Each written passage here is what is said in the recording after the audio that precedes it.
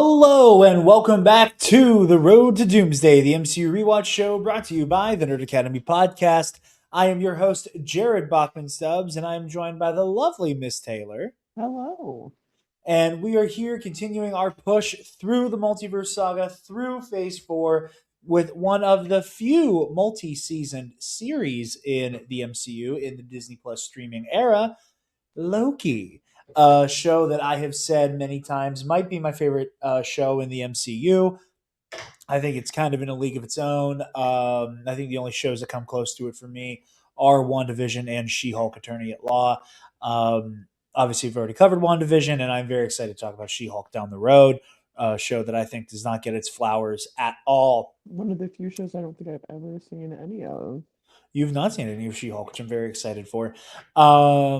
But yeah, this is going to be fun. We're still kind of in the era, which is interesting that we're kind of on the Nerd Academy channel, podcast feed, whatever, revisiting.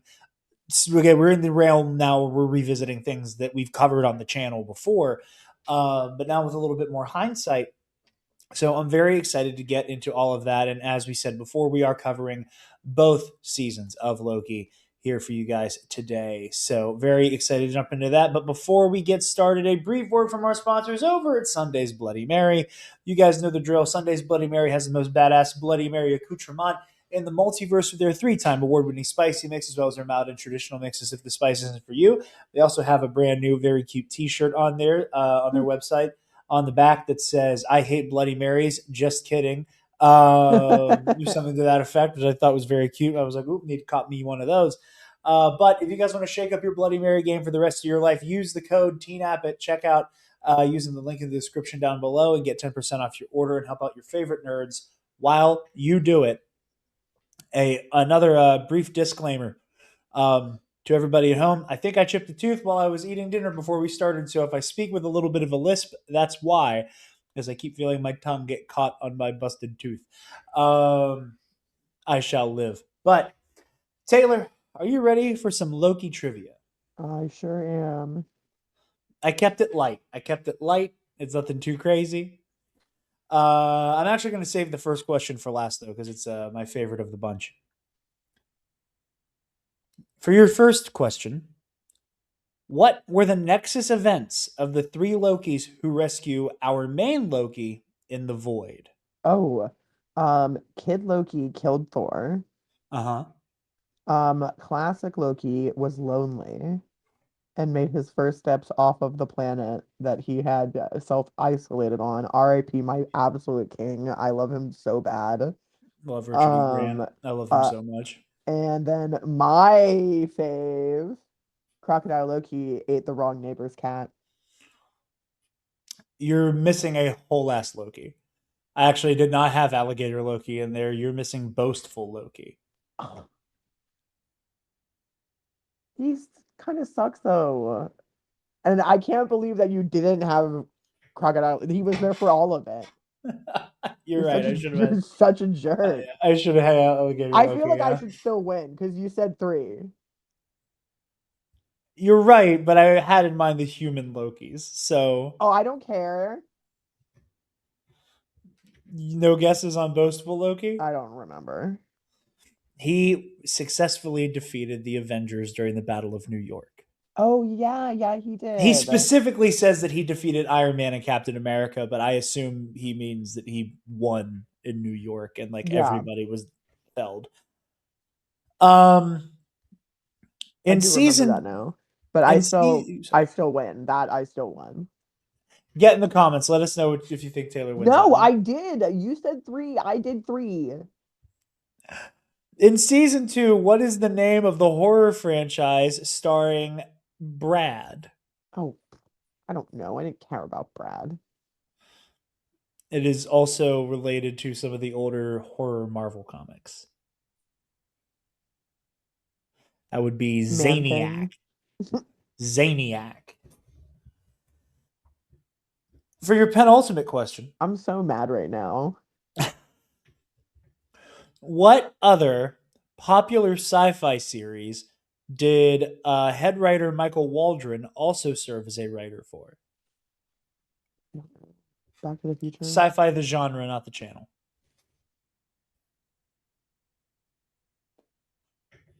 What? I said I don't know Back to the Future. Series, like TV show. Oh, Firefly. I will give you a hint. It is a show that at one point you were very, very fond of. That the DNA betwixt them is very easy to spot.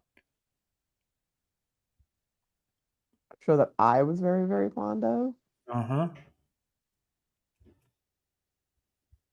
What are you drinking out of right now? Oh, okay, it's a Marvel one. It It's not Pokemon. would be Rick and Morty. Oh, you know that one broke, Jared. Don't even Oh, that bring it one is up. broken. Damn. Wow.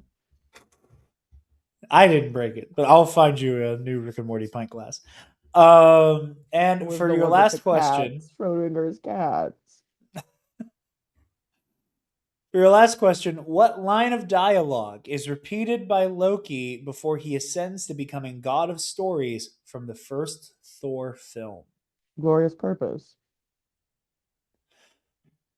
No. It is what he says this at the end of the first Thor movie, and he also says it just as he goes onto the gangway to ascend to God of Stories. Oh, I don't know. For you, for all of us. Uh, Right before he lets go of the spear to fall into the uh, cosmos. For a little bit of background here, all I know that one hurt. I hurt typing that earlier. For a little bit of background, as Disney and Marvel sought out fan favorite characters to make up the catalog for their series leads for the upcoming Disney Plus era to release after Avengers Endgame, chief among all of these fan favorites was the God of Mischief himself, Loki. The Loki series was originally Mania. Loki Mania. Oh, I don't. I just realized I didn't have it saved as a clip. At San Diego. Originally intended to be a Doctor Who style time travel adventure, seeing Loki get involved in unlikely historical flashpoints, the show eventually became a more introspective sci fi character study.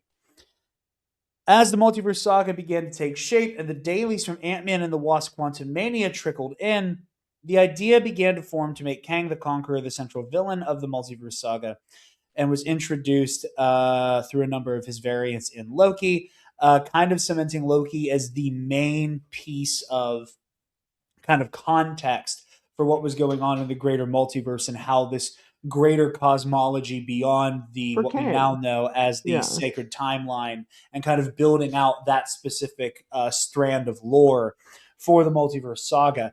um Kind of getting into the show here, I'm gonna hit you with the "Where were you?" Mostly referring to season one. What was going on with you when season one came out? This is actually our last MCU project we have before we actually like know each other and shit. What year did that Uh, come out? I don't remember. 21. Oh. Oh. Because I Um, have a very funny story about where I was when the season finale for season one came out. yeah, I know that I was super, okay. I knew that I was super, I remember being very into the show. I love the show very much, but I did not love all of the characters. I did not like Sylvie. Um, I just did not like her. Maybe it's jealousy. Um, I did not like her. Appropriately introspective for you, given the subject matter of the show. Appropriately introspective. I remember though being I loved the Loki variants that we got to meet, that we otherwise don't really get to see. I like the, inclusion of Kid Loki, Mm-hmm. classic Loki, my darling. Crocodile Loki, my favorite. Alligator Loki? I think it's alligator though. Alligator Loki. Um, yeah. I love It's the always inclusion. Flat Fuck Friday in the Void. R.I.P. Vikings. We just I don't know if they're dead or not. Well, I know one of them is, but R.I.P. Classic Loki. A real Shouts out one to a real one on the dead homies. on the dead homie. Um, I just like, yeah, I remember not. I did not like her. I did not like that bitch. Um, but besides that, I love the show. Yeah, And for what it's worth, you also have not seen season two until now. correct. No, I never watched season two. Like I was watching, obviously, those of you who've been keeping up with the channel for a while, we were covering season two as it was coming out.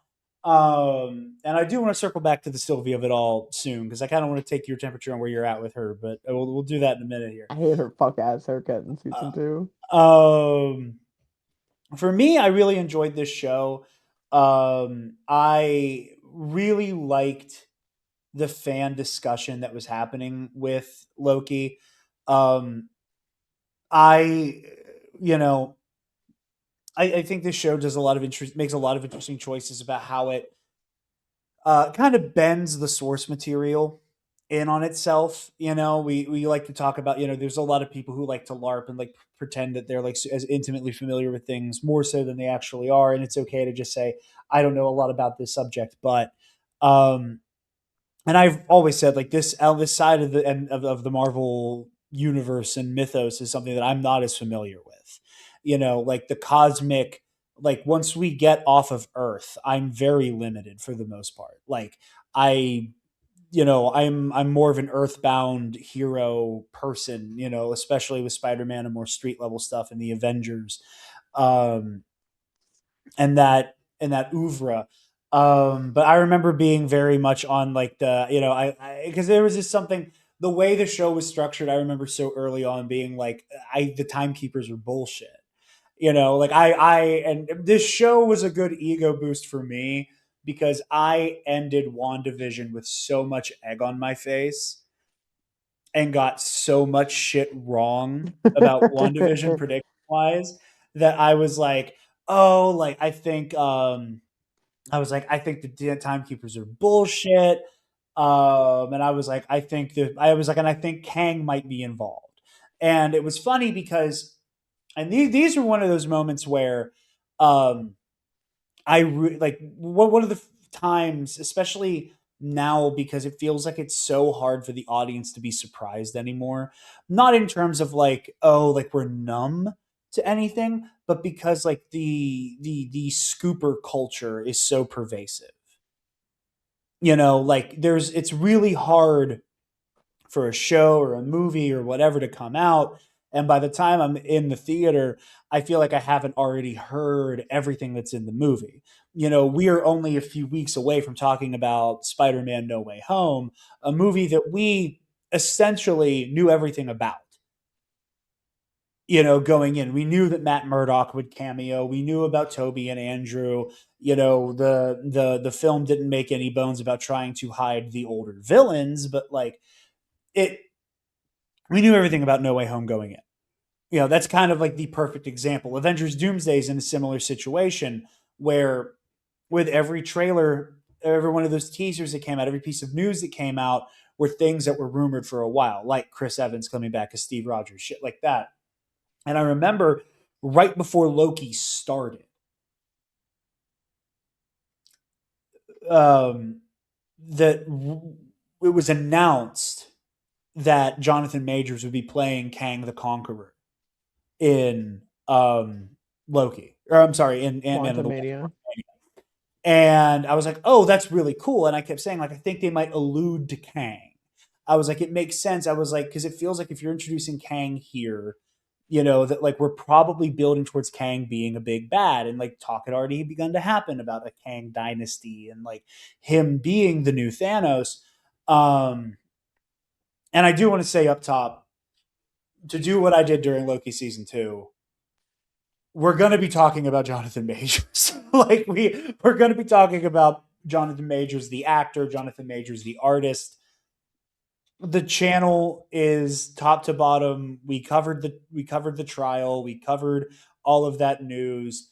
I don't want anybody to get anything twisted in any conversation about Jonathan Majors, his performance, and his unfortunate mastery as an actor You does could not be make a good actor and a bad person. does not make up for the fact that he's a piece of fucking shit Yeah, and a because he's horrible also human doing being. even crazier, worse things now.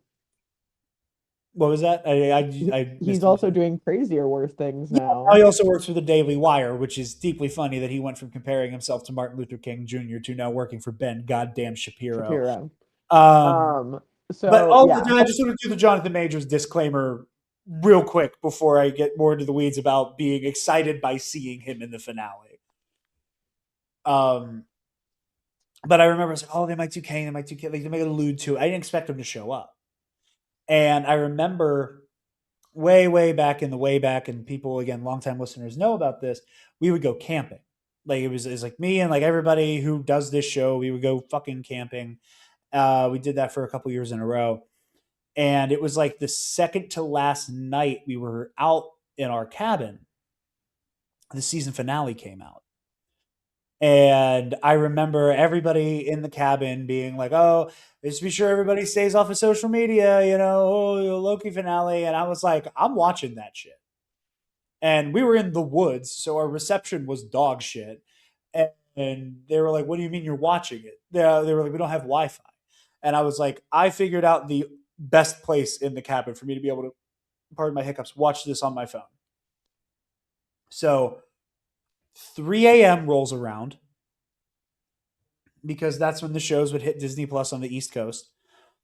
And everybody was asleep, sat on top of the toilet in the bathroom, basically like this with my phone to watch the season finale of Loki.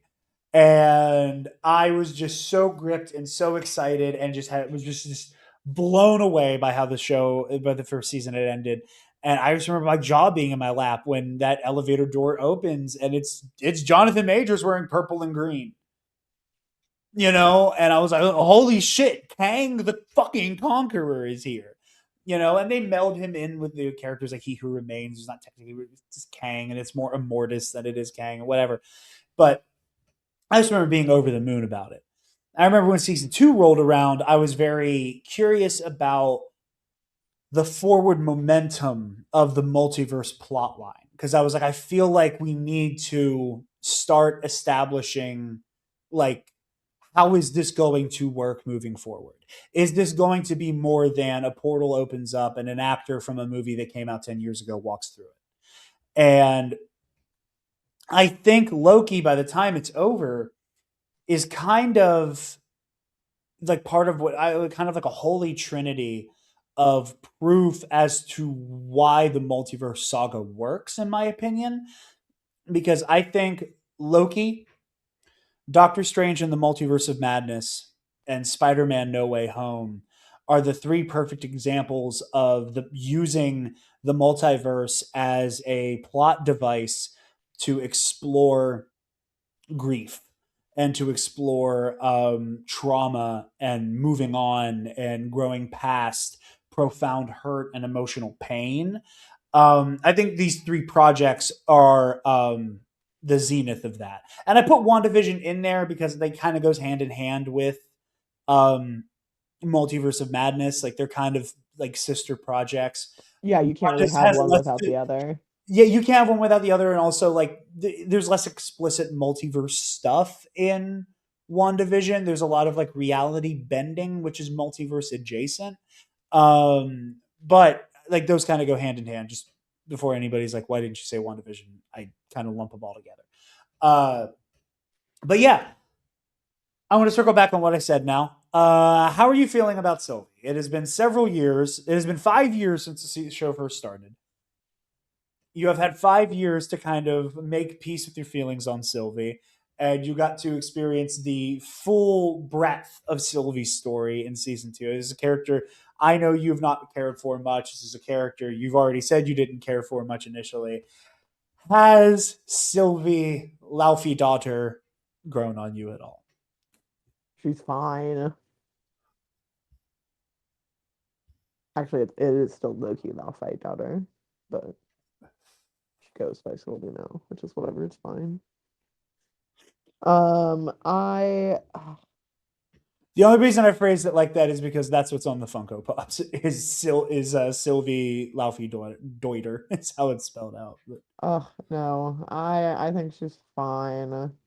I didn't like her the first time I watched season one because I would have been like I would have rather had Tom Hiddleston in drag. Whatever. That you what a know. pick! What a choice! What a choice! Um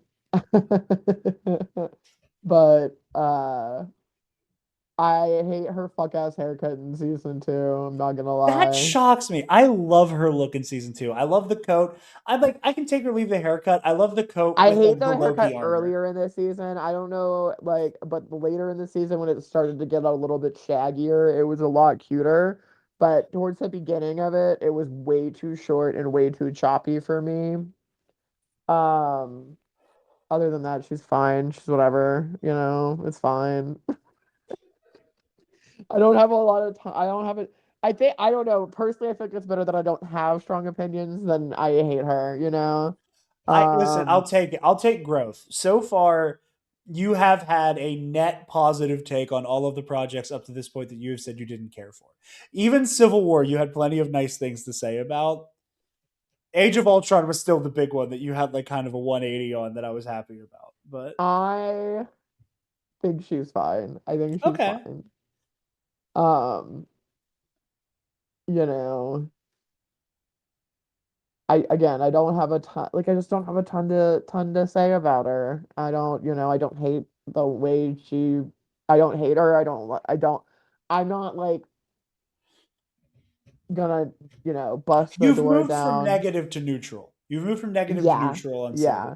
I will take that because I love Sylvie. I'm not busting the door down trying to sing her praises, okay? I adore Sylvie. I adore was Sophia DiMartino. I adore her performance here so much. Um I love the Sylvie Loki dynamic a lot. I love I think it's a great character study, and like I use that word deliberately in the background segment because I think that this is such a brilliant, almost almost an autopsy of what makes Loki Loki. And I find it deeply compelling because he's a character that has so much, he's a character that's very easy to understand and write in a mustache twirling maniacal way. And Tom Hiddleston brings a depth and a pathos and a humanity to this character that takes it from envious second son in a royal family to like somebody who has a profound like inferiority complex, Hmm. who feels left behind, who feels unappreciated, um and taking that character and putting him in a situation that basically preys on not just those insecurities but even his strengths and even his worst impulses, and to put him in a situation where he has to face somebody in Sylvie who arguably experienced a worse version of the things he feels. Hmm. Who arguably has experienced or not arguably experienced a worse version, but maybe kind of makes Loki grapple with the fact that, like, the things he was complaining about, the things that kind of drove him to the place that he gets to, that those things were kind of in his head. Yeah. That like Odin does deeply love him. Yes. That people were constantly begging him to come home and do the right thing, and to partner him up with a character like Sylvie, I think is brilliant because in Sylvie you have somebody who did literally have everything taken away from him, and there is no opportunity to chalk it up to toxic sibling rivalry and daddy didn't love me enough, I'm a mama's boy, and because I'm a mama's boy and daddy didn't love me, mama will put up with me being a prick. because she knows I'm just lashing out and I feel some type of way. Um, None of that is there for Sylvie. This is a straight up survivor. This is somebody who has more grit than Loki has ever had to have, because this is somebody who lived her life in Armageddon. She's constantly living in apocalypses, hiding in this chaos and this carnage, because it's the only like refuge she ever, refuge she ever had. And I think it's part of this like really core theme of ego death, that is so core to this series. And so much of it is about Loki having to grapple with putting his more vain impulses to the side in the name of the greater good. And I really appreciate that. I appreciate the way that Sylvie is kind of the catalyst for a lot of that ego death, the catalyst for having to make peace with, maybe I'm not the center of the universe. Maybe I could be putting these powers to greater use. Sylvie also inspires him to look at people, who aren't him, who aren't burdened with this quote unquote glorious purpose, to have to acknowledge their humanity and acknowledge it, like, oh, something needs to be done to accommodate for the little person, to help the little person, to guide the little person, to keep them safe. And I think she is the arbiter of all of that. I don't think you get to a lot of the places Loki gets to without the motivating force that is Sylvie kind of propelling a lot of that. But yeah, I really appreciate Sylvie in that perspective. Like, she's a great character, and I don't want to use her as like a vehicle to only like bolster Loki's arc, but I feel like, again, this is such a personal character study of Loki and what it means to be a Loki. And I like her being the one who, from what we've seen, did have the roughest go of things. I think it's important. I think it's important to the arc the show goes on. Um, and again, I do want to say I think this is one of the best ensembles in the MCU period, Oh yeah. top to bottom. What's the name of the actor who plays B-15, who's also in Sinners? Well, mommy,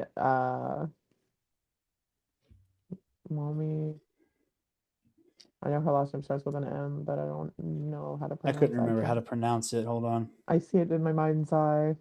Womi Mokasu, Yes. or Mosaku. Sorry, Mosaku. Regina. Love her. She's brilliant. Obviously. Lysa Oh, Arryn, yes. Game of Thrones Who I fan. did not remember from Game of Thrones. You had a good pull on that one.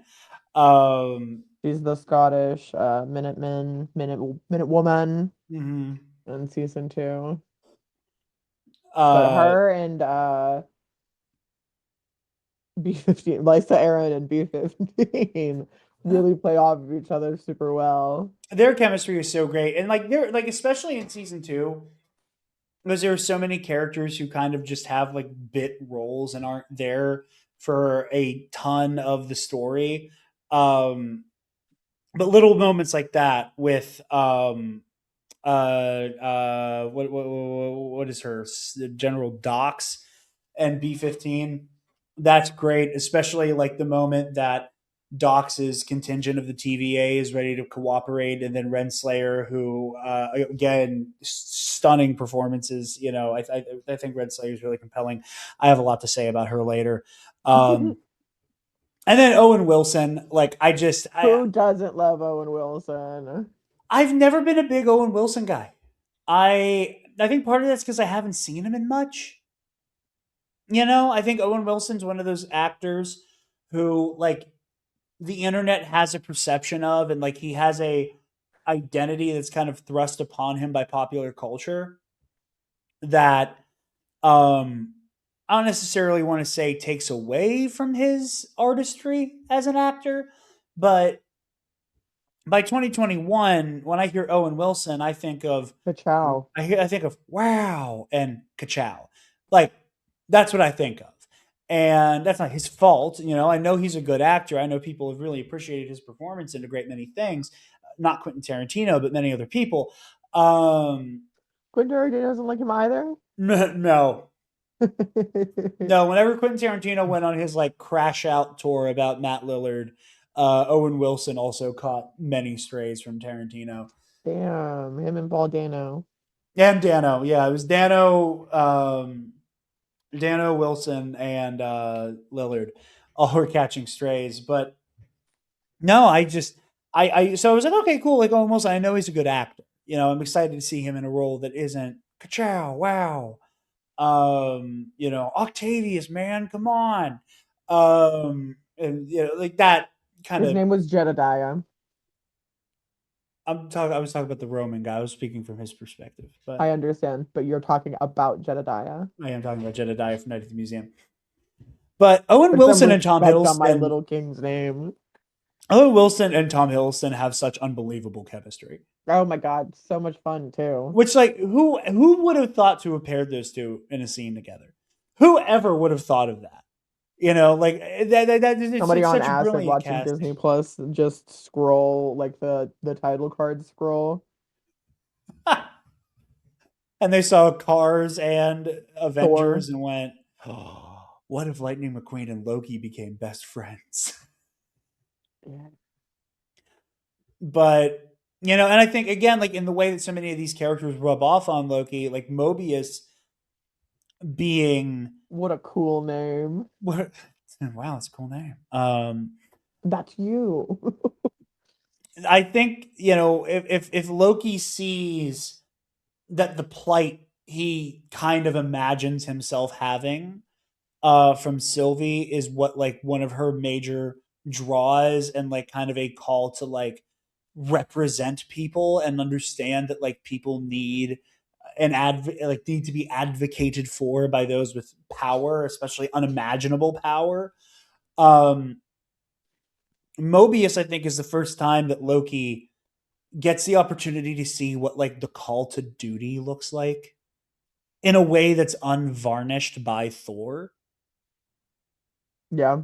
Because I think Loki on some level sincerely thinks of heroism as performative and as kind of lacking both substance and sincerity. Because that's all, yeah, Because that's all he had known, especially this version of Loki. He know right, like which we is don't, so crucial that this is just moments after getting his shit kicked in New York. yeah. His version of heroism has always been performative to this point Yeah, because he doesn't get to see it's not the we don't he doesn't get to go through Thor the Dark World. He doesn't get to go through Infinity Ragnarok. War or Ragnarok or any of that. Like he doesn't get any of that like growth. Yeah. And I think that because like especially because like he knew Thor as being so phony. Yeah, Especially in the first movie, like he understands how off kilter and reckless he is and when and like you said like he doesn't get to have that artifice fully broken to the point where he sacrifices himself to try to take a shot at Thanos. hmm Um in a moment of symmetry that didn't occur to me until literally earlier today, um, that Loki does go for the head when he tries to assassinate Thanos aboard the Asgardian ship. yeah. Um, which I was like, oh, how about that? If only they could share the same amount of brain and brawn. Um, but and like he sees the Avengers and he all he sees is like Captain America who's just too good to be true as a fucking person. Like I don't think if Loki survives Infinity War, if he doesn't get blipped, if wherever he ends up, like I don't think Loki ever truly could have taken Steve seriously because he's just too good. He's just too good to be true, and that Loki could never, ever, ever truly buy that. But like he knows Tony Stark is an egomaniac who's trying to make up for shit in his past. Too much red in your ledger with Black Widow. Same thing with Clint Barton.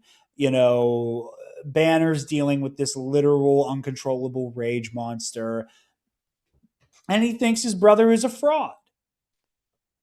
You know, like, what do you mean these are Earth's mightiest heroes? Like, Mm-hmm. fuck out of here with that. And but again, I love putting Loki in a room with someone like Mobius who believes in a cause. You know, same with B-15. She believes in a fucking cause. And even when like we find and we realize it's all horseshit, everybody's variants, none of this is real, blah blah blah. There's still some level of okay, well, the initial mission we had was bullshit, but like we still owe it to all of reality and creation to do the right thing because we have the tools to do so. And that first hits Loki in a sense of panic. It first hits him in a very Guardians of the Galaxy, well, I'm one of the assholes who lives in the galaxy kind of way. But by the end, like Loki sincerely is like, what's the right thing to do? Because it's the right thing to do. And he gets to do it in his own way, like the montage of him taking centuries to become a scientific mind, probably on par with your Tony Stark and Reed's Richards. Like, he does it with his own little panache, and they have the I think it was like the Mozart song with like the funk disco version of it, the which I think is one of my favorite needle drops in the whole show.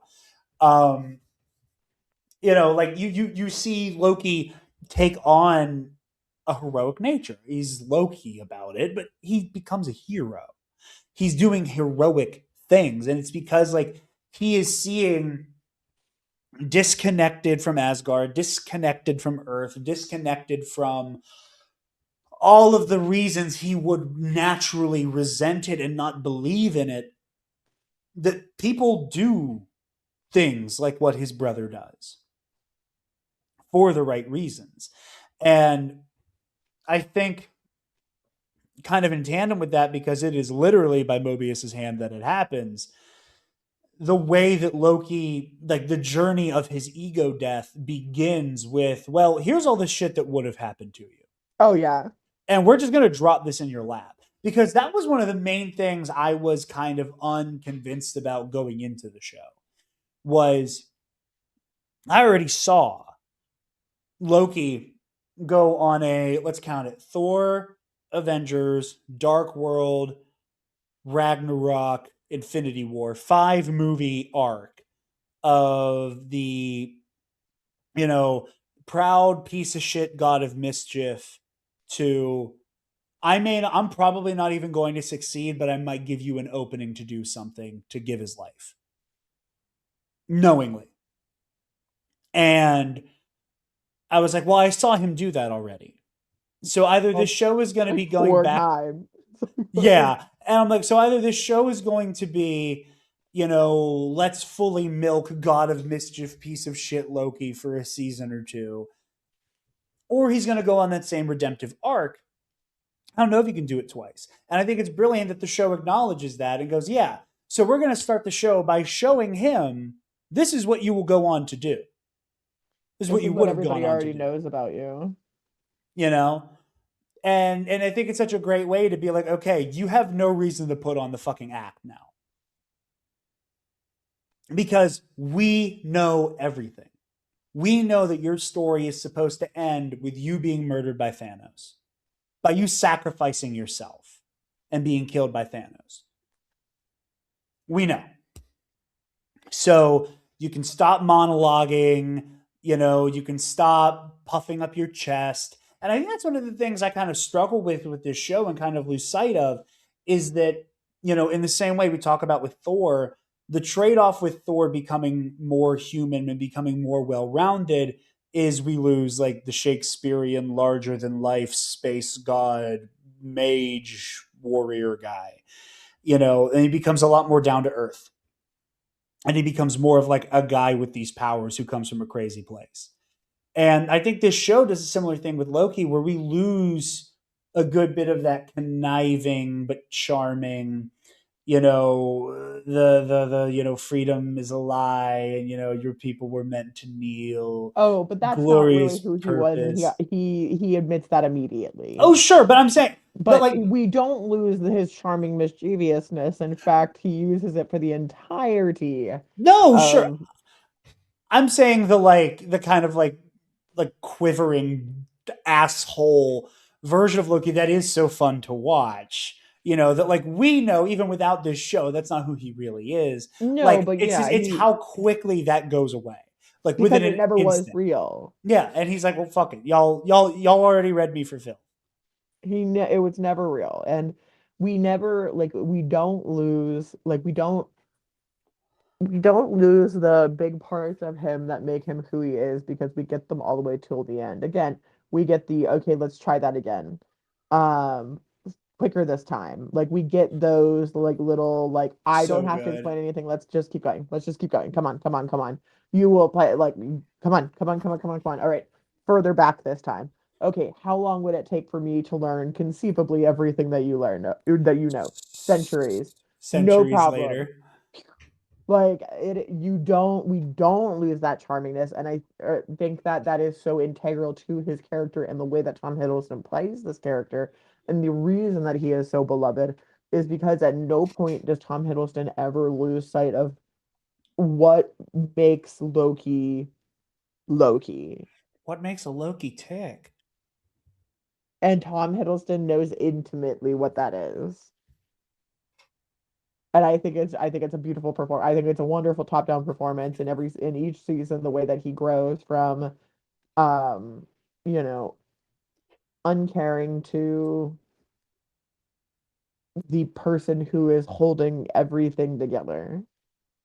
Yeah. How he goes from somebody who is like, well, maybe we should just leave he who remains here and, you know, let the sacred timeline continue and us just be together and, yeah, to, however many times I have to redo this is worth it. Yeah. However many times it takes is worth it. And I just love I truly think like I'm stuck because I think two of my favorite Loki moments are in this show. You know, like the fact that there are so many great just Tom Hiddleston chewing the scenery, you know, like shit eating grin Loki moments that we have when he's dueling Sylvie in front of He Who Remains. I think one of my favorite beats of this whole character up to this point is when he just like teleports in front of Sylvie and just lets her sword just rest on his neck, throws his blade aside and is like, wait, wait, wait, stop, stop, stop, slowly putting his hands on her shoulders to like not quite restrain her, but comfort her, you know? But it's just the way that he just like, he's just like, okay, just leave it there, keep it here, keep it here. You know, like it's very that, you know, point the gun at me kind of thing. Um, and the other one is like him just speed running in like the control room. You know, there's also when they go back to OB's office when also shouts out Kehi Kwan, where it's like just that bit of like Ouroboros, Victor Timely, both of your works inspired the other one. Don't know how that works. Doesn't fucking matter. Moving on. Like, Isn't like that it's neat? Isn't that fantastic? Great, you guys can talk about it later. isn't that fantastic? It's so funny. Like Isn't I that fantastic? Keep going. I love the way that he is just so so much of that had to be improvised. Like I do not think those lines were as writ as he delivered them. Like that had to be him just in the character, just flow state in the character. and Just he is isn't that so amazing? Anyway, funny. Like you he know, is so good and he is so funny. And like I love the way that Sylvie can clock it every single time that like she knows that there is something more going on here, but she doesn't and know. Mobius because I love the way Mobius like the way Mobius is like, hey, what's going on? Don't worry about it. It's nothing. No, what's going on? Like he grabs him by his collar and is like, Loki, what the fuck is happening? I love the way that he picks up the little guy and he's like, and this is Victor Timely. He's It wearing a looks like hat. it looks like Mobius, but which I Mobius thinks he looks love. like me, but he's wearing a hat, so he looks like nobody, but it's actually Victor Timely. And don't worry, you volunteered for this. That's another great. You volunteered. No, I didn't, but you will. Like he is just so good, so entertaining, so fun to watch. Like I could watch that again and again and again and again and again and never get tired. And it's such a it's such a testament to the pacing of this show as well, because they're like that middle chunk of season 2 is like really down. It's really like it's great TV. It's a great watch, but like tonally, emotionally, it is so full of dread. Where every time we take 2 steps forward, we get shoved 3 steps back, and on the way back, we fall on our ass. Like it's so full of like all of these moments where like it feels fucking hopeless, and like Loki's coming to the conclusion that he actually only wants to keep the TVA together for selfish reasons, and he's being the selfish hero. He's being what he thought Thor was, and then he realizes there's something bigger than this all. Um, but like I think that beat is so well placed, where it is Loki fully in control, like almost tapping into his inner Tony Stark, in that like I'm just gonna say everything in the technical way that makes it correct, and if you can't keep up, that's not my problem, because I kind of just need to say it out loud, not for you but for me. I need to talk through it for me. But I don't think that's true. I think he is specifically talking out loud for. No, I'm just saying, like he commands the room in a Tony-esque way. Like he commands the room I don't in think a so. I think he yeah, commands the room in a very low-key-esque way. I think fair he is enough. very individual. I think he is singular in his performance. I Yeah, do. but it's just absolutely brilliant. Like I think it is a testament to how strong the writing is here, and like the vision this show has, that this manages to maybe be Hiddleston's best performance in the role, because Loki as a character, again, like it seems like a character that is kind of less is more.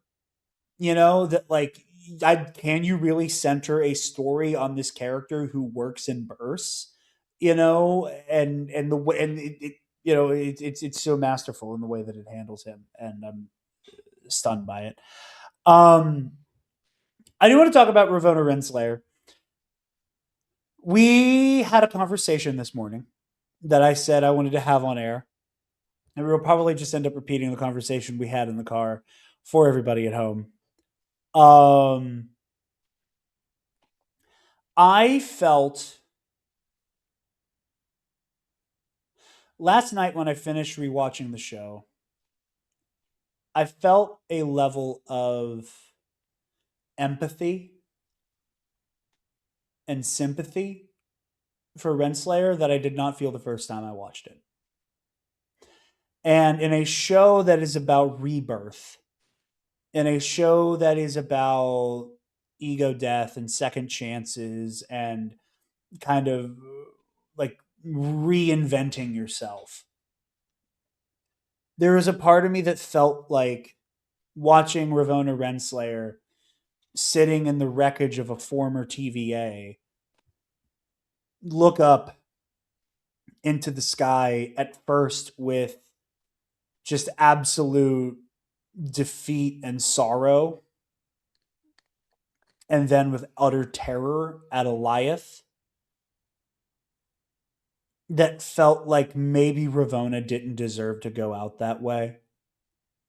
That like everybody gets a second chance in this show.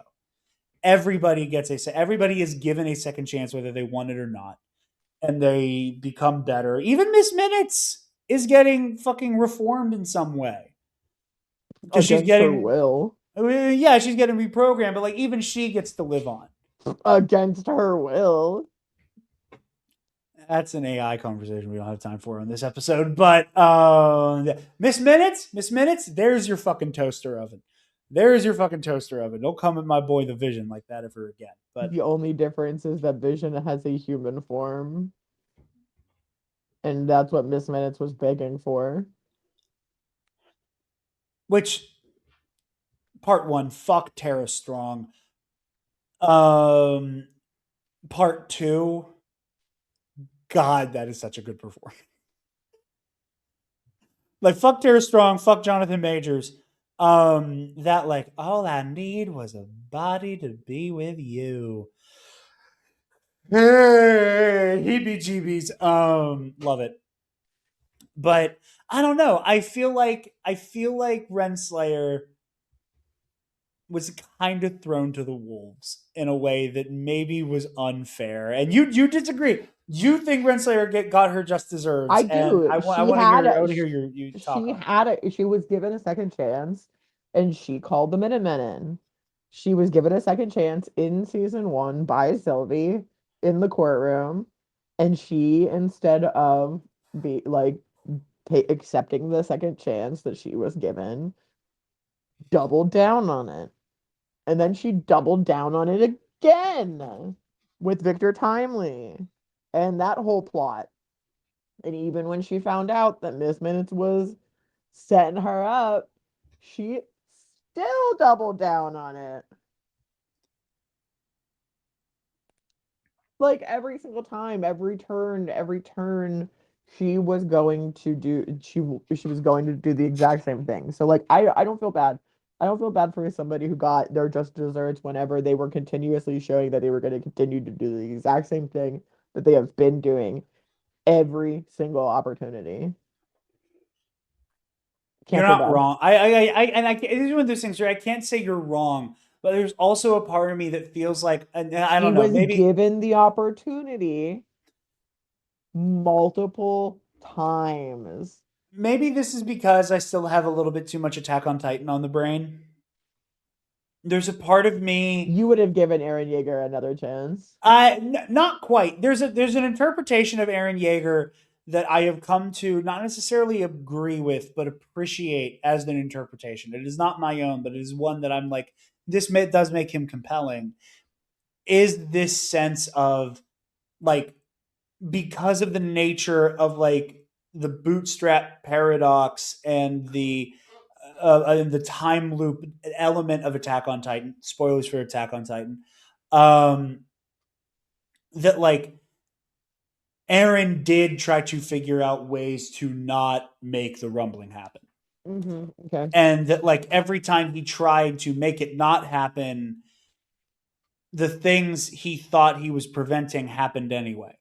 And it just became clearer and clearer and clearer to him that there was no way out of this for him.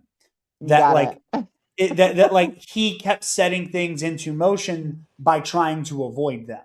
And again, that does not absolve Aaron Yeager of his sins at all. Like again, I think he's an amazing character. Maybe became one of like in a high tier on some of my favorite characters in all of fiction. But because he's a cautionary tale, because he's wrong, and there's a part of me that almost sees a little bit of that cyclicalness in Ravonna Renslayer, where there's a part of me that, like, because she keeps seeing all of these instances where her destiny is written to be that she will fight by Kang the Conqueror, he who remains side, that she is supposed to be there and that she has to make that happen. Especially when you have somebody who is so indoctrinated into this ideology and into this dogma of the sacred timeline that like things happen in the way that they were preordained to happen.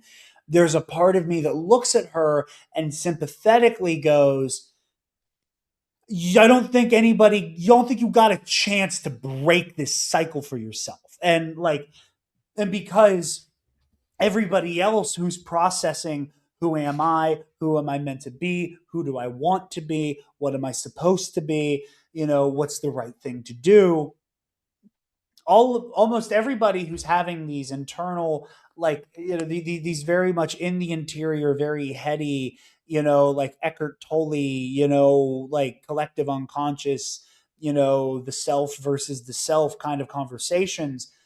Everybody who's getting to do this is all on the same side. Everybody who gets to do that is over here. And while Renslayer is working through the same shit, she happens to be opposed to them because her version of this revolves around being one of Kang, he remains whatever, one of his like most dedicated lieutenants. And there's a because part she of there's a continues to part of me choose that's to like, but do that. like Everybody else wants to explore that other identity. She does not. She actively does not. She doesn't. They know where her variant is. They know who her like who she was before this. They all know that.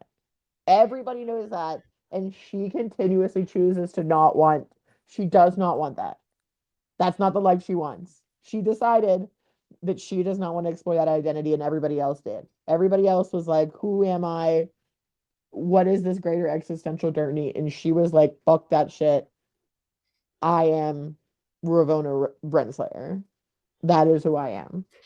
I don't disagree with you, and I want to make it clear. Like, I I'm don't think just you're wrong. saying, you're There's just a part of me that is like, how everybody do you got know a the second chance. Everybody she got more of a did? chance than She she was did. given chances and she said, I am Ravonna Renslayer.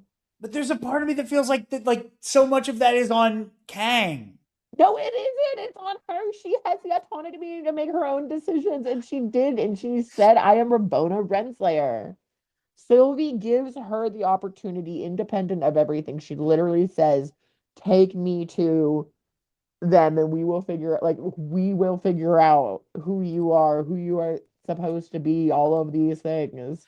The fact You that don't, Sylvie is the one who gave her a chance is like was what makes it like extra damning on Renslayer's part. and I like that is the hurdle I can't clear. Is that like she chooses to call in the Minutemen, corner Sylvie, and Sylvie proves herself. it's the fact that like it's Sylvie. If you want to stop me, you're going to have to kill me, Laufey daughter. That like is the one like who was like, all right, man, let's come to a compromise. Let's work together. Her of all the people was able to give that grace to Renslayer.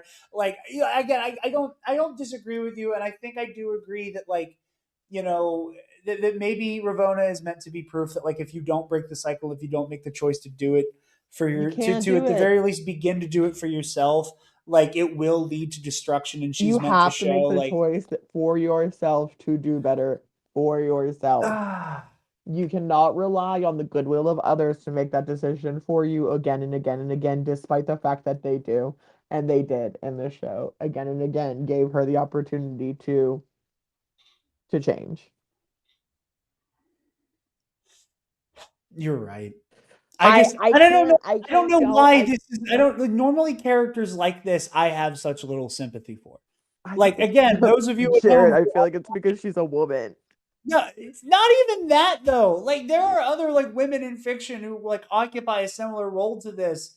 That I'm like, yeah, I'm glad you died. I hope it hurt. Burn in hell. You know, like first one off the top of my head, Dark Lady Lumaya from Star Wars Legends. Like, you know, like and Lumaya did like deserve to die, but she didn't even deserve to die the way she died. Because she was only killed because Luke thought she killed Mara Jade and not Jason Solo. I'm just saying. You know, and like, but when Lumaya died, I was like, oh man, it really sucks. Luke got the wrong person, but fuck that bitch, you deserved it. You know, I don't know what it is about Renslayer that just makes me go. I almost like, you know what it is. The Star Wars comparison just unlocked something in my mind. I think I look at Ravonna Renslayer the same way I have come to look at Darth Maul,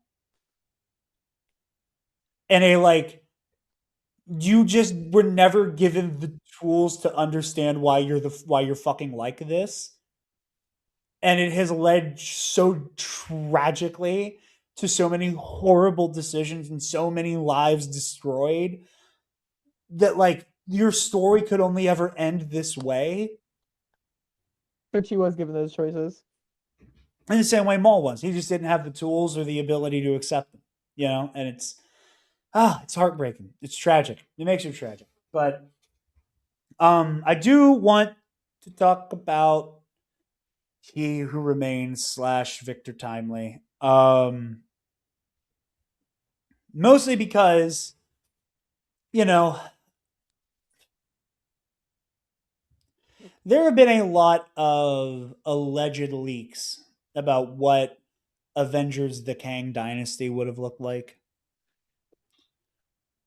And I don't necessarily know if they're true. I have not pursued any information on them for the most part. Certain other YouTube channels that get invited to Marvel premieres have done live shows about it, which is interesting. That those channels are allowed to cover the basic, basically gigantic internal leaks and make live show out of it, and then be a part of basically Marvel guerrilla marketing. I think that's interesting. Feels like insider trading for entertainment journalism. But I will always be curious about what the Kang dynasty was supposed to be. And if Kevin Feige is to be believed, then I am inclined to trust Kevin Feige. I don't think I don't I have never seen I've never felt like I have been like open, bold faced lied to by Kevin Feige. You know, like every other Hollywood executive and producer does a little bit of double speak here and there. But that's mostly to appease like the big parent company with Disney. Um, but if Feige is to be believed, they were already considering moving away from Kang before we found out Majors sucked. Um, are you still there? Are you okay? You moved. I thought you were frozen. You were holding so still. Um, but The skill I learned Feige from work. Feige Feige has claimed that they were already thinking about pivoting from Kang to Doom before we found out about what Jonathan Majors was really like behind closed doors. And that, you know, part of it was that he didn't feel like Kang felt like enough of a threat with Quantum Mania. You know, if the story is to be Yeah, which believed, makes sense. I mean, your villain got beat by a lady kicking him too hard. we will talk a lot more about Kang come Quantum Mania, I'm sure. He just popped out and said, "Whatcha?" But um I you know, like I said, like you know, the story is like as they were doing Quantum Mania, as they were beginning to like have Jonathan Majors begin to play the character, they felt like they could do a multi movie, overarching, show up in a ton more movies than Thanos villain with Kang. Because they have And different versions of him. Because no matter how many times they kill him off, they can keep doing another one. yeah, and like everyone can be worse than the last. And you know, I guess what I'm trying to get at is this will always one of the things I don't necessarily hold Loki as a show back, but something that makes it so fascinating to come back to is that it is a relic of a time where Kang was the next big bad. And also, yeah, it explores the idea of having this one character play different versions of the same guy. You know, we're in the same show, Loki. Tom Hiddleston does not portray every other version of Loki, Right. only like very select versions of it. So it opens up the possibility, even in the same show, that you can have different versions of the same character, which I don't understand why they didn't explore that more. Um, I mean, I think that's the reason why I think it's true. That's the reason why I think Feige's telling the truth. Is it I like because they feel were because already playing with it? you could easily swap Jonathan Majors for a different guy at any point in time, the same way classic Loki was played by a different actor, Kid Loki is played by a different actor, Sylvie Boastful Loki, Loki, yeah, boastful Loki and both the Sylvie are Loki's wildly black. different. You know, Like, you know, we had Spider a Man, we Hun have Andrew, version. Tom, and Toby. We had a Hun version of Loki. We had different like historical like villain archetype characters of Loki in the waste, whatever it's called. Is it really called the void? Yeah, In the void. But like we could like you could easily explore the fact that like yeah, Jonathan Majors is all of those versions of Kang, but yeah. not this version, you know, Then that is and why don't, you know, that's why I do believe Feige though. You know, because again, like you were saying, like there's all these different versions of Loki. Some are Tom Hiddleston, some aren't. You know, there are three different like Peter Parker looks like three different people. across the And multiverse. one of them has organic webs. One of them has a completely different power set. You know, Doctor Strange looks like Benedict Cumberbatch in every universe. But Mr. Fantastic doesn't. It's all of these things. Well, no, Even Doctor Strange looks like Benedict Cumberbatch in every universe we have seen so far. sure, and yeah, and that's what I'm getting at. Is like that's And why then I'm there like, was Frog. We had Frog Thor yeah, Throg. Um, buried in the dirt in the void.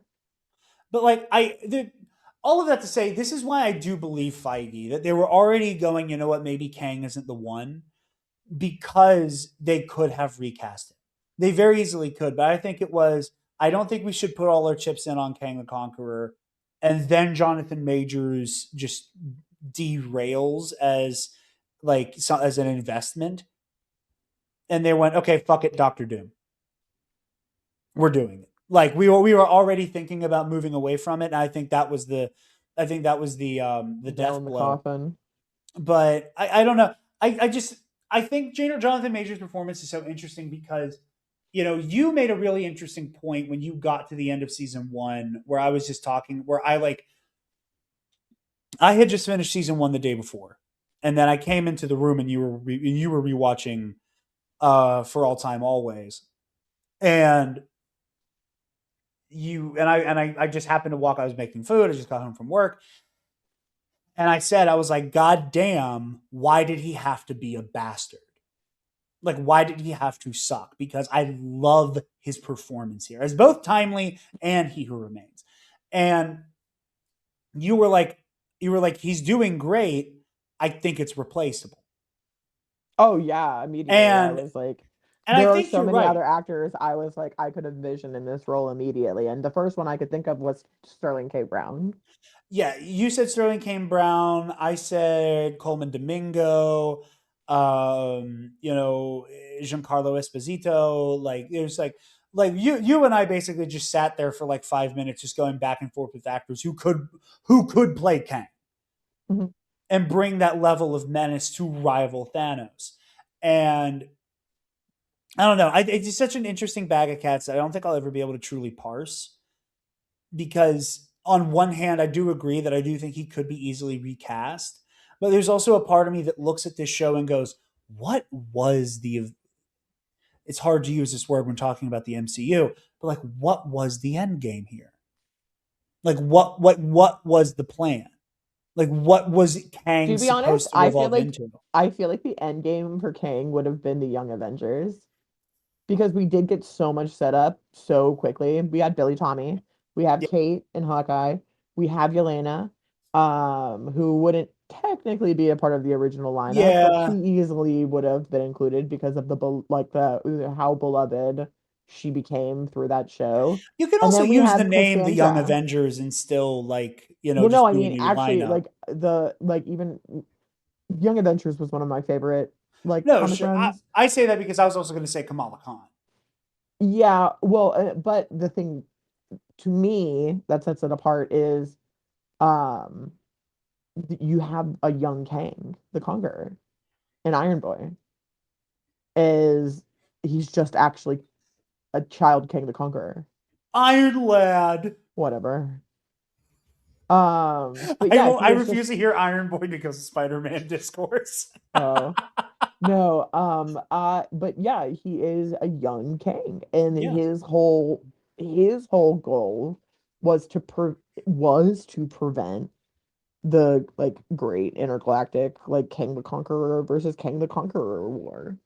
And because he knows he eventually does become the true King the Conqueror. So his goal was to stop that from the very beginning. So genuinely, I feel like that is where that would have went. Because we do get the setup of all of those young Avengers who are in that storyline in these first several films and shows in Phase 4. We get introduced to all of them. Bam, bam, bam, bam, bam. yeah.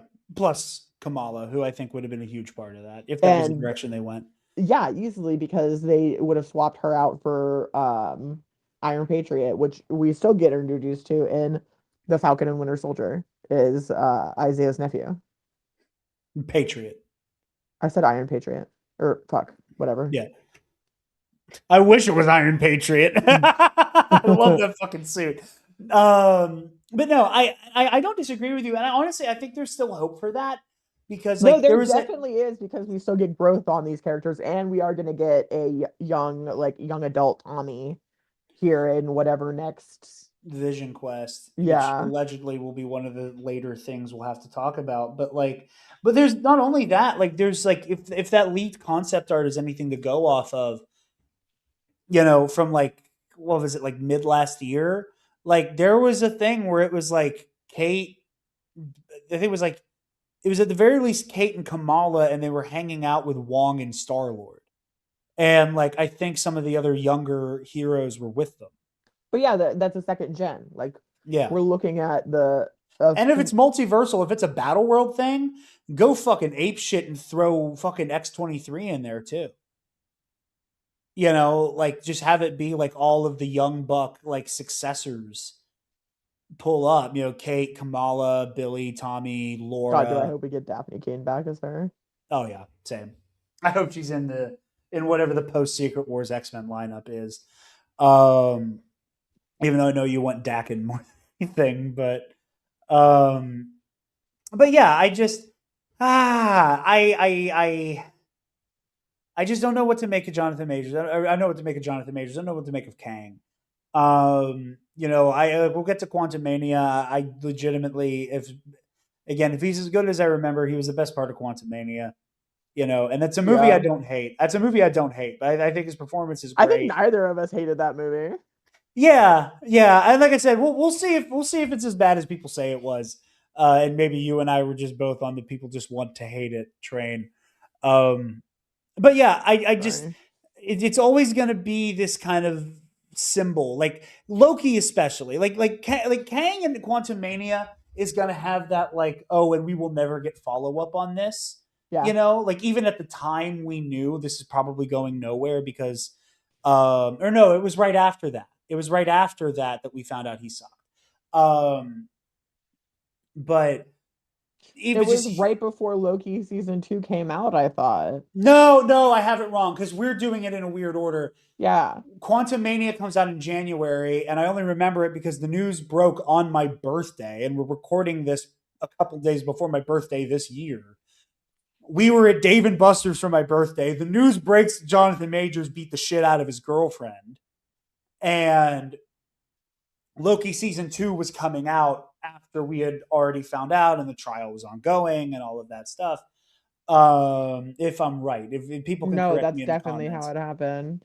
Because I remember that's part of why I was like, oh, and I wonder what's going to happen with this season 2 that's actively airing during this time that like all of this is coming out and he's been dropped and like, Yeah, yeah, I said like this was the last vestige of Kang, and I just I hope one day we get like an actual peek behind the curtain as to what the plan was. Legitimately, like I'm just curious. Like I know when people do it, there will inevitably be like, oh, and they got scared and they retreated, and Robert Downey Jr. Like I like it's one of those things where it's like I want it because I just want to know because I can live with knowing and accepting what we get. Which like feels pretty prescient considering the show we're talking about. Um, but I'm curious about all of that. But as we kind of come to the end here, I do want to talk about kind of the final moments of the show. Um, I think Loki ascending to God of Stories might be one of my favorite scenes in the entire MCU. It's just so beautiful and powerful, and it's it does what I love so much about genre storytelling, and it does something that the MCU like I think it strikes the perfect balance of what the Asgardians and the MCU were always so good at, especially in a show that because of how the TVA works, like Loki's magic and his like sorcerer abilities are like a switch gets flipped off for him that he can't do like the energy blasts and the illusions and shit. Um that we get to see that perfect synthesis of like heady sci-fi and like fantasy storytelling just come into one being at one nexus point in that ascension, that it's like equal parts, like, wibbly wobbly timey wimey gobbledygook Mhm. mixed with like a deeply spiritual magic. With that ascension, it is him rising to the occasion, becoming a hero that he never thought he should be, never thought he could be. I will always love that this show saddles Loki with the reality that the only way to save everybody is if he sits on a throne. You know, like, and I remember when season one ended, I loved that so much. That like you take somebody, you take a liar, you take a cheat, you take somebody who is power hungry because that's his core wound and personality flaw.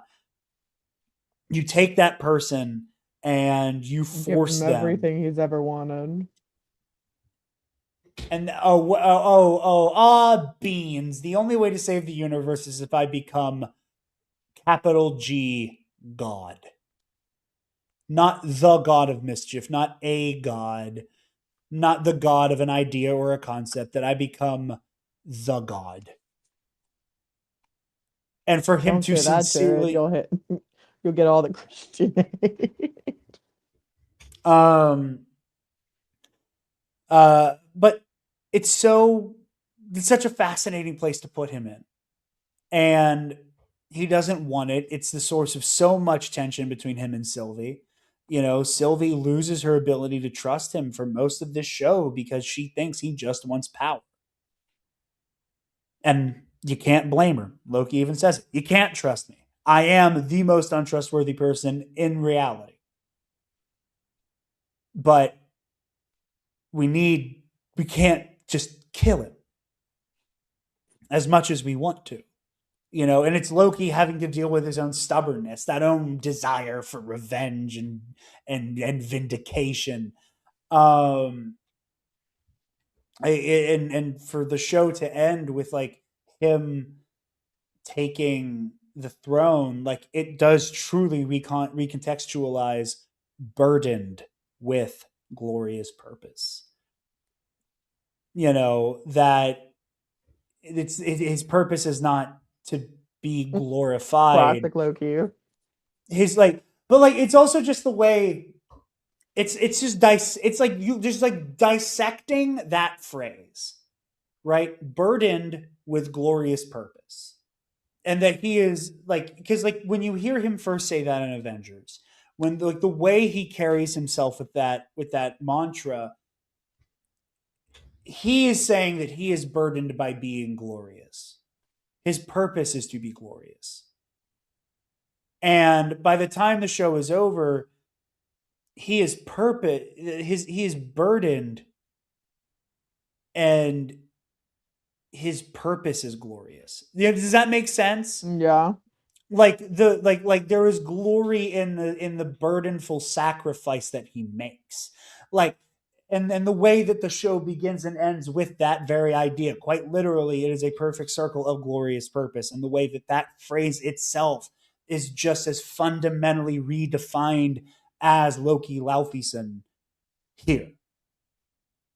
I just absolutely love it. I love the way the show ends with just that. It's just him with that kind of sad smile, and I can't wait to see what Avengers Doomsday and Avengers Secret War has in store for him.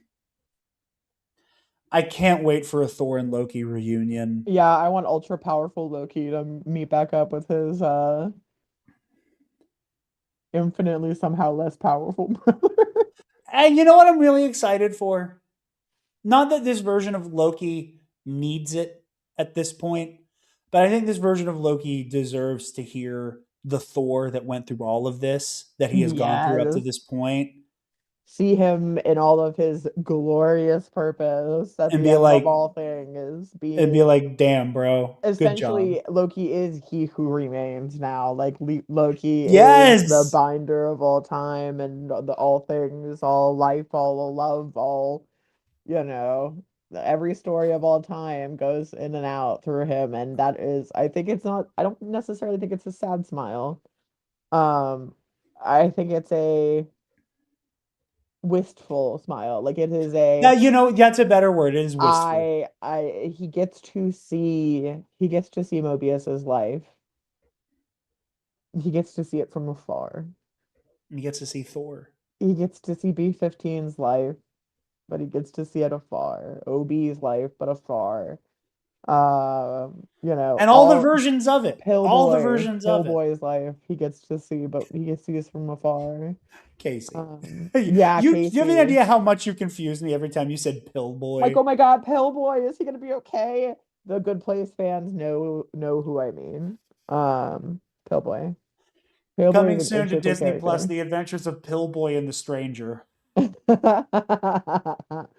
Um, I can see the poster. Whatever Casey looks like in the Good Play, or no, it'll just he be looks the TVA. same, but he's It'll from no, Florida. it'll be TVA Casey next to the Stranger doing the like just killed Jackie Lawn, like holding the lightsabers up. Um, but yeah, I just so badly hope Loki gets to have a moment where not that he needs it, but I think he's earned to hear Thor pull up. I think I both think of them he's Thor deserve. pulling up and being like, bro, I'm so proud of you. I like just imagine from Thor's perspective after everything Thor's been through. Thor, who is now a father, who Yep. now gets to take all the good of Odin and learn from the bad, And get to see his brother again. and get to see his brother. Gets to again. We cannot emphasize this part enough. See Yggdrasil. Who is his brother? See Yggdrasil with Loki at the center of it, who has made an unbelievable sacrifice.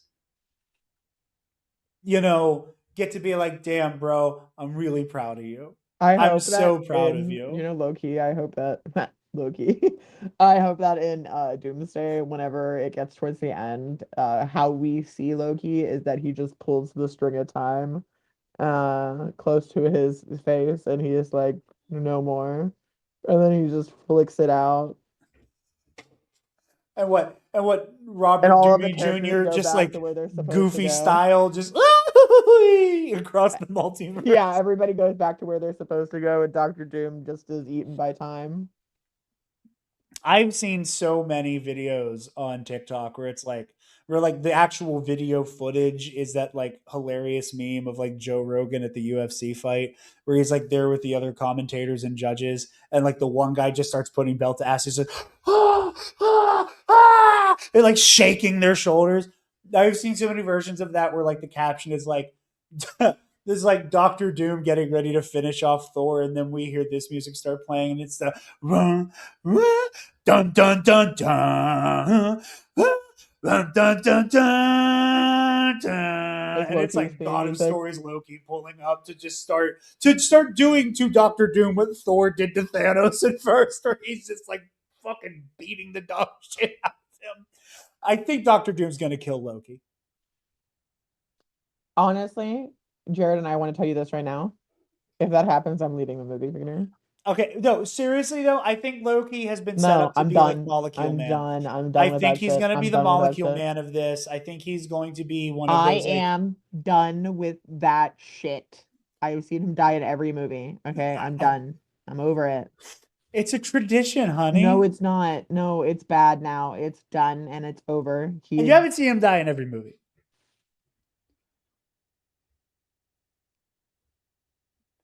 Avengers and Ragnarok, he does not feign his death. I. That's two-fifths of his appearances aside from his TV Oh show. wow, less than half. Got it. So anyway, I know, but I think this is all leading towards Doctor Doom like absorbing the God of Stories powers. I hate that. I think it's dumb and bad. I think that's dumb and bad, and I don't like it. I think he's Molecule Man. I think that's terrible, and I hate it, and I don't want it to happen. And if it does, I won't like the movie. Quote me now. That is incredibly reductive, honey. No, it's not. I've made a decision. We here at the Nerd Academy podcast do not endorse deciding you'll dislike something if something you don't want to happen happens. Yeah, I did. I'm not a part of this. So as an official member, I guess then. I'm a featured guest player. I'm a bit player You because don't do I've that. That's decided I I don't like resent it. you calling yourself a bit player. I am now. I don't I think refuse to like a movie where he dies again. I'm done. if he's not killed, he's going to be subjugated in some way. If I'm done, I'm done. I'm done with that. I'm done. I'm done. I'm done. I'm not doing it anymore. Okay. I'm We'll not. see. We'll see. Jared, I create my own reality constantly. Okay. Call me Wanda the way I be bending that shit around me. Okay. Oh my If I gosh. don't like it, it did not happen. It didn't. Jared, who's my favorite character in Star Wars? Sobalba. Uh, the way I didn't know how to answer that question. Yeah. And nobody still knows what I mean by that because my reality is different than everybody else's. It's malleable, that's for sure. Yeah. It's whatever I want it to be. And I don't want that. Therefore, it will not happen. Not to me. It might happen to you, but it won't happen to me. It might happen to everybody else, but it will not happen to me. I promise you She's that. gonna drive away from the movie theater and just leave me there. I promise you. Whatever. If I am not losing him again, I'll tell you that right now. I'm not. I'm not. I almost left the movie theater the first time I saw uh Endgame or no Infinity War. I fucking almost left. I was like, fuck this shit. I'm done. I'm not playing this game no more. No, I'm done. I'm over it. We shall No, see. I'm over it. We shall see what will There happen. is That is no. my prediction currently. Well, you're wrong. Okay, how's that Okay. sound? We'll see. You can quote me on that because I will be right. I promise you. In my I reality, think I will be right. I think that's how we get God Emperor Doom in Secret Wars. I don't And think there's I any think version of in that happens. December, when we Being watch this, I'm gonna be 100% right to me. time will tell. But with that, do you have anything else to say about these wonderful 2 seasons of Marvel TV? No, it's really good. Hell yeah. I Well, want a jet ski. I too want a jet ski. Um, but with that, Taylor, where can the lovely people find you, my dear? They can find me in my own delusions. But in real life, you can find me on Blue Sky at Quicksilver GRRL girl or dot whatever at whatever at whatever. No, it's not with a U. It's RRL, like a punk rock band. Yeah. Um, Other than that, don't find me anywhere. Jared, you? You guys can find me on Instagram at Blue Sky Dark Jedi 2552, and you can find the Nerd Academy podcast on Facebook, Instagram, Blue Sky, YouTube, wherever you get your podcasts, and on the Nerd Academy Podcast.com. Or if you're feeling generous, you can donate to our Patreon. Patrons get early access to every episode of The Road to Doomsday and exclusive access to our audio commentary series. Oh, that's my train of thought. Oh, and $10 tier patrons get a shout out at the end of every episode. So thank you to Paco and Ray Clausen. You My guys can also besties. find yes, Taylor's besties. You can also find Taylor and I on all remaining systems for the High Republic RPG show, Luminous Odyssey, with episodes coming out every couple weeks. Having a lot of fun with that. Lots of fun High Republic stories being told over there with much, much more to come. Epic Confrontations, the Star Wars Trivia League I am in that you might see another certain person in very soon. And over on the Mitch692 channel for Pro and Noob, the show where Mitch is showing me a bunch of anime for the first time. We're having a damn good time with that as well. Also, by the time this is out on the main feed, the channel is going to be popping between Maul Shadow Lord and Daredevil Born Again Season 2. We're going to have a lot to talk about over there. So stay tuned on Knights of the Nerd Republic and the Nerd Academy podcast main show for coverage of Born Again and Maul Shadow Lord. Our first episode of Maul Shadow Lord, by the way, which will feature appearances from Alex and Molly Damon of Star Wars Explained to talk about the first 2 episodes of Maul Shadow Lord. So stay tuned for that. I don't know if this will be out before that or not. This is coming out on the same day that Maul Shadow Lord will begin. So on Wednesday, catch Alex and Molly on Knights of the Nerd Republic. Because we'll be recording that the same day the episodes of Maul comes out. So anyway, next week on the road to Doomsday, we are taking it back to the time before the blip, before Thanos came a knocking, to go on an adventure with one Natasha Romanoff in the highly anticipated solo Black Widow movie. So we'll see you all Mm, next week for that. I love hot women with big guns. Hot women, big guns. Mm. So it's time for Black Widow, and we will talk all about that on the next steps on the road to Doomsday.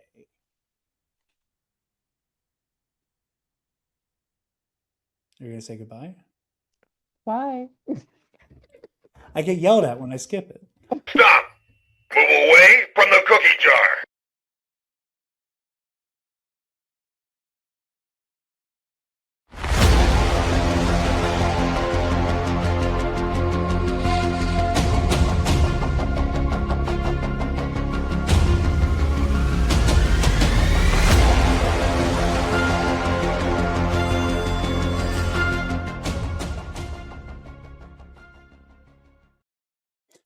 Hello and welcome back to The Road to Doomsday, the MCU rewatch show brought to you by the Nerd Academy. Oh, fuck, I think I'm time slipping. What?